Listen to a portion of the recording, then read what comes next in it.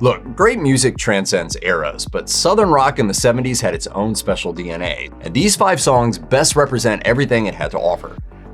Don't worry, we'll get to Freebird, but first, we might as well start out with the granddaddy of Southern rock, the Allman Brothers Band's Whipping Post.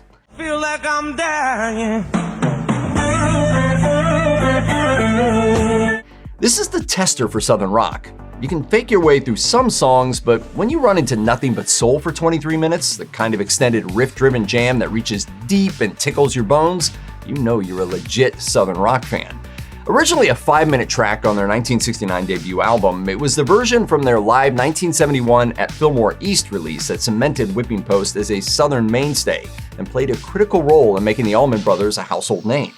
With its epic blues progression, Greg's intense rasps and belted vocals, and the nearly trance-like organ and guitar licks, it laid the foundation not only for what Southern rock was, but what it could be.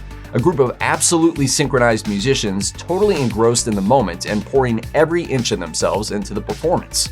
If Whipping Post isn't quintessentially Southern rock in every way, then I don't know what is.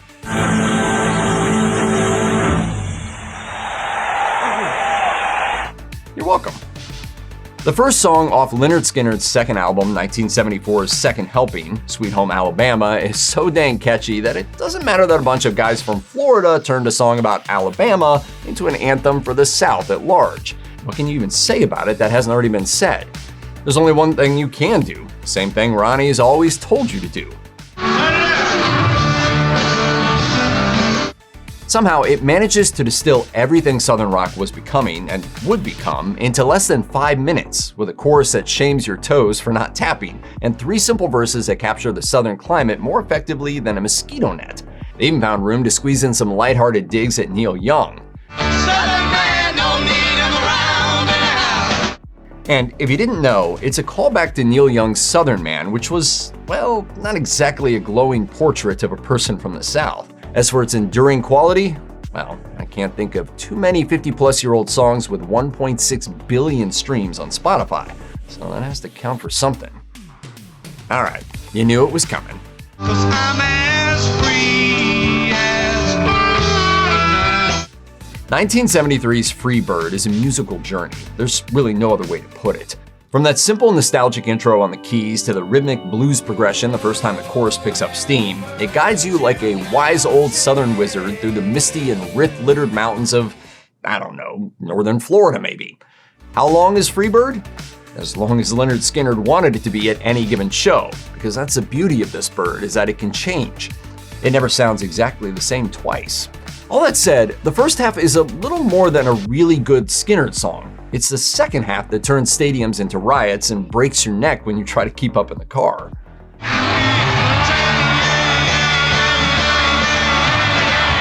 Just when you think the song is over, it spends 6 more minutes somehow continuously getting better until it reaches a crescendo that, spiritually speaking, makes you want to slap your mama. That brings up another staple of Southern rock, the guitar duel. Freebird's ending segment is one of rock history's best examples of multiple guitar leads harmonizing with each other, and it's the reason audience members still scream "Play Freebird" at everything from classical concerts to elementary school plays. Also, don't scream "Freebird" at classical concerts and school plays. Don't be that person. Molly Hatchet is basically the fun cousin of the Southern rock family. The first release, 1978's self-titled Molly Hatchet, came a little late to the 70s Southern rock scene, but it injected some welcome over-the-top energy into the world. I mean, just look at their album covers. Look at these. They sum up Molly Hatchet's vibe pretty well. So do some of their song names, which read like tongue-in-cheek Southern rock pastiche, Cheatin' Woman and Whiskey Man, and, well, we call this in Gator Country. They're definitely Southern, but out of all their songs, it's Flirtin' with Disaster that gets the vote for helping define Southern rock. To help understand Flirtin' with Disaster's position within the Southern rock landscape, think of it as the flip side of Freebird's coin. It's a rebellious, brash take on hitting the road because you simply have to live a free-feeling life. On the musical front, Flirtin' with Disaster is heavier and meatier than the other songs in this list, with a galloping rhythm and heavily overdriven guitars that make it something of a Southern rock outlier, but in the best way. Now, even if you don't know Can't You See by name, you definitely know it. Can't see. The Marshall Tucker Band's opus is, like many other songs, a genre-spanning tune. It seamlessly swings from a breathy, flute-driven open to a bluesy riff over acoustic arpeggios, and eventually some gospel harmony over the course. If Molly Hatchet is the fun cousin of the Southern rock family, then the Marshall Tucker Band is its mature, mellow uncle. Hailing from Spartanburg, South Carolina, and formed in 1972, they began as a cover band just messing around, dabbling in genres like rock and roll, jazz, blues, and country.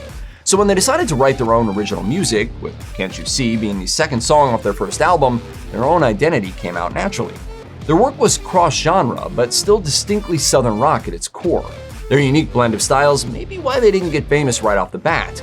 It was only years later, with the release of Waylon Jennings' 1976 cover of Can't You See, that the Marshall Tucker Band's position within Southern rock started to cohere. So they stand to this day, with Can't You See epitomizing both their work and Southern rock as a whole. Do you think another song should have made the cut?